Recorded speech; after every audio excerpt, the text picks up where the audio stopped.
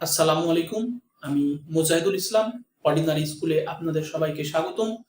আজকে আমি ফিজিক্সের বল এবং সংঘর্ষ অধ্যায় থেকে আলোচনা করব। প্রথমে আমরা বল কি তা জেনে নিই। বল বল বলতে আমরা টান বা ধাক্কা বোঝাই। এই পৃথিবীতে সকল বস্তু দুই ভাগে বিভক্ত, হয় বস্তুটি স্থির বস্তু অথবা বস্তুটি গতিশীল বস্তু। বস্তুর একটি ধর্ম আছে, সে ধর্মটাকে বলা হয় জড়তা, অর্থাৎ স্থির বস্তু চিরকাল স্থির থাকতে চায় এবং গতিশীল বস্তু চিরকাল গতিশীল অবস্থায় সরল রেখায় চলতে চায়। আমরা বল প্রয়োগের মাধ্যমে স্থির বস্তুকে গতিশীল করতে পারি বা গতিশীল করার চেষ্টা করতে পারি, আবার গতিশীল বস্তুর উপর বল প্রয়োগ করে বস্তুটাকে স্থির করতে পারি বা স্থির করার চেষ্টা করতে পারি। তাহলে বল কাকে বলে? এই সংজ্ঞায় আসলে আমরা বলতে পারি যা স্থির বস্তুর উপর ক্রিয়া করে বস্তুকে গতিশীল করে বা করতে চায়, আবার গতিশীল বস্তুর উপর ক্রিয়া করে বস্তুটিকে স্থির বা স্থিতিশীল করতে চায়, তাকে বলা হয় বল। বল অনেক প্রকার থাকলেও মূলত বলকে প্রধানত চার ভাগে ভাগ করা যায়।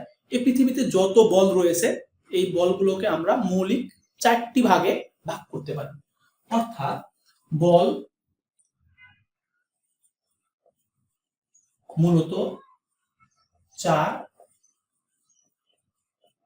প্রকার। এক নম্বর হচ্ছে মহাকর্ষীয়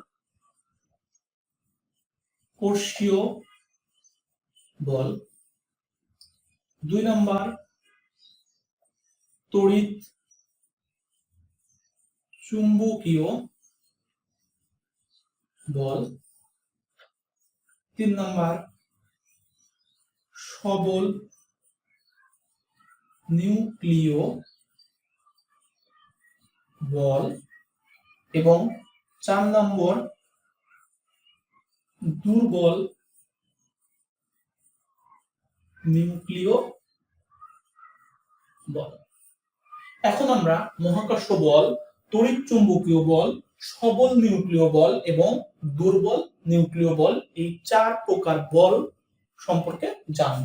প্রথমে আমরা আলোচনা করব মহাকর্ষীয় বল নিয়ে। মহাকর্ষীয় বল বলতে মহাবিশ্বের দুইটি বস্তু পরস্পরকে যে বলে আকর্ষণ করে তাকে মহাকর্ষীয় বল বলে। অর্থাৎ মহাকর্ষীয় বলের ক্ষেত্রে মহাবিশ্বের দুইটি বস্তু গুরুত্বপূর্ণ। অর্থাৎ মহাবিশ্বের দুইটি বস্তু পরস্পরকে যে বলে আকর্ষণ করে তাকে বলা হবে মহাকর্ষীয় বল। এরপরে আমরা জানবো তড়িৎ চুম্বকীয় বল। তড়িৎ চুম্বকীয় বল এমন একটি বল, এই বলের ক্ষেত্রে দুইটি আহিত বস্তু প্রয়োজন। অর্থাৎ দুইটি আহিত কণা বা দুইটি আহিত বস্তু পরস্পরকে যে বলে আকর্ষণ করে তাকে তড়িৎ চুম্বকীয় বল বলে। তো ফার্স্টে আমরা আলোচনা করলাম মহাকর্ষীয় বল নিয়ে, তারপরে আলোচনা করলাম তড়িৎ চুম্বকীয় বল নিয়ে। এখানে জেনে রাখার বিষয় যে চার প্রকার বলের মধ্যে সবচাইতে দুর্বল বল হচ্ছে মহাকর্ষীয় বল। আমরা লিখে দিলাম সবচেয়ে দুর্বল বল। এরপরে আমরা আলোচনা করব সবল নিউক্লিয় বল নিয়ে। সবল নিউক্লিয় বলের কারণেই নিউক্লিয়াসটা, অর্থাৎ একটা পরমাণুর নিউক্লিয়াস স্থিতিশীল অবস্থায় থাকে এবং সবল নিউক্লিয় বলটি হচ্ছে এই চার প্রকার বলের মধ্যে সবচেয়ে শক্তিশালী